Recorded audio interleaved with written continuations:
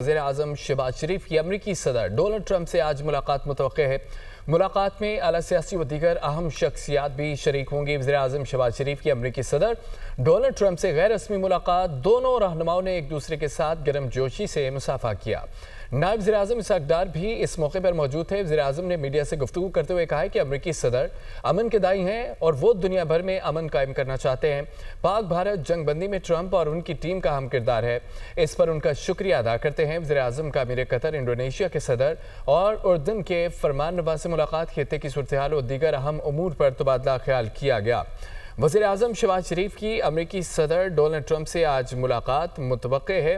मुलाकात में आला सियासी और दीगर अहम शख्सियात भी शरीक होंगी। वज़ीर-ए-आज़म शहबाज शरीफ की अमरीकी सदर डोनाल्ड ट्रंप से गैर रस्मी मुलाकात हुई। दोनों रहनुमाओं ने एक दूसरे के साथ गर्मजोशी से मुसाफा किया। नायब वज़ीर-ए-आज़म इसहाक डार भी इस मौके पर मौजूद थे। वज़ीर-ए-आज़म ने मीडिया से गुफ्तगू में कहा कि अमरीकी सदर अमन के दाई हैं और वो दुनिया भर में अमन कायम करना चाहते हैं। हसन नज़ा ने हमें ज्वाइन किया है। हसन नज़ा, अहम मुलाकात होने जा रही है। चीफ जो है वो रवाना होंगे। तकरीबन बताया जा रहा है कि कल वज़ीर-ए-आज़म शहबाज शरीफ की जो है वो अमरीकी सदर डोनाल्ड ट्रंप से मुलाकात तय हो गई है और इसकी बाकायदा तस्दीक वज़ीर-ए-आज़म शहबाज शरीफ ने खुद जो है वो दुनिया टीवी से बात करते हुए की है।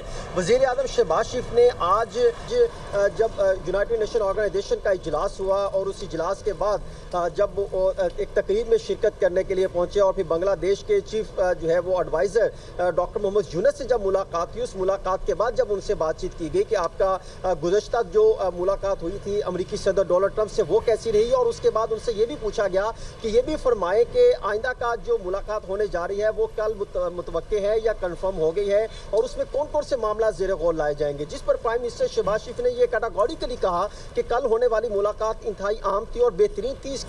इसमें जो है अमन अमान की सूरत हाल समेत और दीगर खित्ते में मशरिक़ वुस्ता में अमन कायम करने के हवाले से कुछ बड़े फैसले जो है वो लिए नहीं गए, बल्कि कुछ बड़े फैसलों के हवाले से मुशावरत की गई है। और उनका ये कहना था कि आइंदा आने वाले जो है चंद महीनों में बड़ी पेशरफ्त भी सामने आ सकती है। वज़ीर-ए-आज़म शहबाज शरीफ ने यह भी कहा कि कल जो मुलाकात अमरीका में अमरीकी सदर डोनाल्ड ट्रंप से होने जा रही है, उसके हवाले से जब उनसे पूछा गया कि उसमें कौन कौन से जो है वो मामला ज़ेर गौर लाए जा सकते हैं, तो उनका ये कहना था कि साफ ज़ाहिर है मुल्की सतह पर बातचीत होगी, इलाकाई सूरत-ए-हाल पर बातचीत होगी, मशरिक़ वुस्ता के हवाले से बातचीत के जो है वो मामला ज़ेर गौर लाया जाएगा। फिर उनसे पूछा गया कि क्या जो पाकिस्तान का और सऊदीया के दरमियान जो मुआहिदा तय पाया है, क्या इस हवाले से भी मामला ज़ेर गौर लाए जाएंगे, तो उस पर वज़ीर-ए-आज़म शहबाज शरीफ का ये कहना था हाँ बिल्कुल ये लाए जाएंगे, लेकिन मैं मज़ीद इस पर बात नहीं कर सकता, कल तक के लिए रहने दें। कल जो है हमें भी जो है वो दावत दी गई है कि हम व्हाइट हाउस में जाएं, इस मीटिंग के बाद उनसे बातचीत करें, इसको कवर किया जा सके। इस मुलाकात में जो है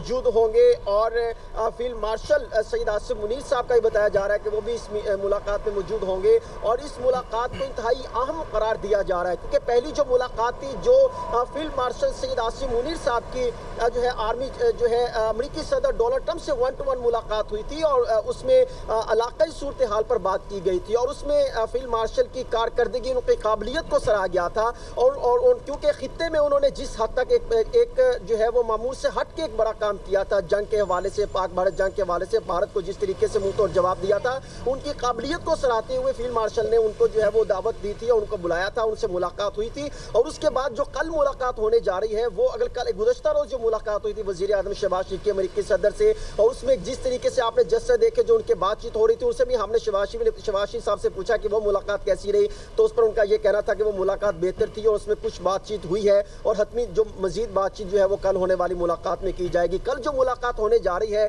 वो अगर देखा जाए तो वो एक पाकिस्तान के लिए एक रोशन बाप की तरह सामने हो सकता है और बेहतर जो है वो एक मुलाकात जो है वो हो सकती है। इसके साथ साथ अगर देखा जाए तो जो कल मुलाकात हुई थी उसका बाकायदा एलामिया भी जो है वो जारी कर दिया गया, बाकायदा हतमी तौर पर एलामिया जारी किया गया, जिसमें जो है ये बताया गया कि क्या जो है वो पेशरफ हो सकती है। गजा में जो है देर पा अमन फ़लस्तीनी क़यादत को मजबूत बनाने पर इत्तफाक किया गया है और ट्रंप और اسلامی رہنماؤں کی ملاقات کے بعد یہ مشترکہ اعلامیہ جاری کیا گیا تھا، اور یہ بھی جو ہے چند گھنٹے پہلے یہ اعلامیہ باقاعدہ جاری کیا گیا ہے، جس میں یہ بھی بتایا گیا تھا کہ جو ہے صدر ٹرمپ کی یقیناً قیادت یہ میں ایک بڑی دفاع ملاقات امن ہونے کے جا رہی قیام ہے۔ کا حسن رضا ہمارے ساتھ اپڈیٹ کر رہے تھے۔ خبروں کا سلسلہ آگے بڑھاتے ہوئے آپ کو بتائیں کہ وزیر اعظم شہباز شریف کا نیو یارک میں صحافیوں سے گفتگو میں مارکہ حق میں پاکستان کے ہاتھوں دشمن کی ہزیمت کا تذکرہ۔ کہا کہ مارکہ حق میں پاکستان نے عظیم فتح حاصل کی ہے، ہماری عسکری قوت کو پوری دنیا نے دیکھا، پاک فوج نے بھارت کا گھمنڈ خاک میں ملایا۔ فیلڈ مارشل سید عاصم منیر نے دنیا کو دکھایا کہ کس طرح جنگیں لڑی جاتی ہیں۔ مزید یہ کہا کہ ٹرمپ سے مسلم رہنماؤں کی ملاقات کا اعلامیہ جاری ہو چکا ہے، اگلا مرحلہ عمل درآمد کا ہے اور غزہ میں جلد سیز فائر ہوگا۔ پاکستان امریکہ تعلقات میں پہلے ہی بہتری آئی ہے اور مزید بہتری کے لیے کوشش کر رہے ہیں۔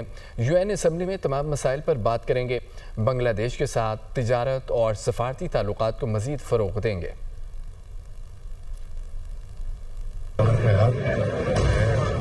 پاکستان کی نظارت عظیم فتح ہے، ہماری جو عسکری جو قوت ہے وہ الحمدللہ پوری دنیا نے دیکھا کہ اس قوت نے ہندوستان کو شکست فاش دی اور اس کے غرور کو خاک میں ملایا، اور یہ نتیجہ ہے اس خدائے بزرگ و برتر کا خاص بے پایاں فضل و کرم اور ہماری افواج پاکستان کی بہترین ان کی جنگ لڑنے کی صلاحیت، دلیری، بہادری، شجاعت، اور ہمارے جو سپاہ سالار ہیں مارشل آرٹس میں انہوں نے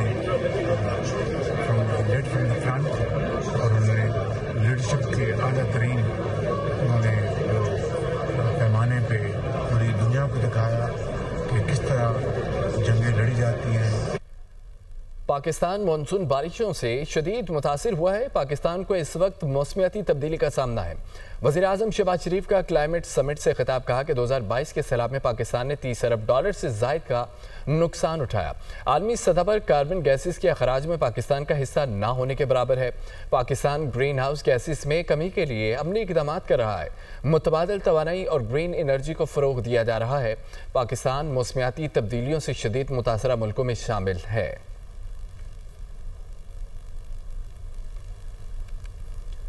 مصنوعی ذہانت کے باعث آئندہ کی جنگیں زیادہ خطرناک ہو سکتی ہیں۔ مصنوعی ذہانت پر مبنی کمانڈ اینڈ کنٹرول سسٹم سے بڑھتی ہوئی عسکری تشکیل سنگین خطرہ ہے۔ وزیر دفاع خواجہ آصف کا مصنوعی ذہانت پر سلامتی کونسل میں کانفرنس سے خطاب، کہا پاکستان نے رواں سال اپنی پہلی مصنوعی ذہانت پالیسی بنائی ہے۔ بھارت کے ساتھ حالیہ کشیدگی کے دوران بھاری اسلحے کا استعمال کیا گیا۔ ایک ایٹمی طاقت نے دوسری ایٹمی طاقت پر تیز رفتار میزائل اور کروز آ گئے۔ AI کے استعمال سے سفارت کاری کا راستہ محدود ہو جاتا ہے۔ عالمی امن کے لیے اختراع کو ترجیح دینا ہوگی۔ اقوام متحدہ کے چارٹر کے تحت مصنوعی ذہانت کا امن کے لیے استعمال ہونا چاہیے۔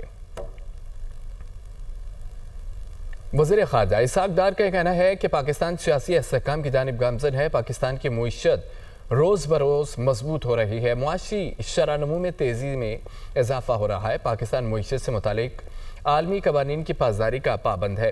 وزیر خارجہ اسحاق ڈار نے نیو یارک میں وزیر خارجہ اجلاس سے خطاب کرتے ہوئے کہا ہے کہ IMF اور ورلڈ بینک ترقی پذیر ممالک کی ترقی میں کردار ادا کر رہا ہے۔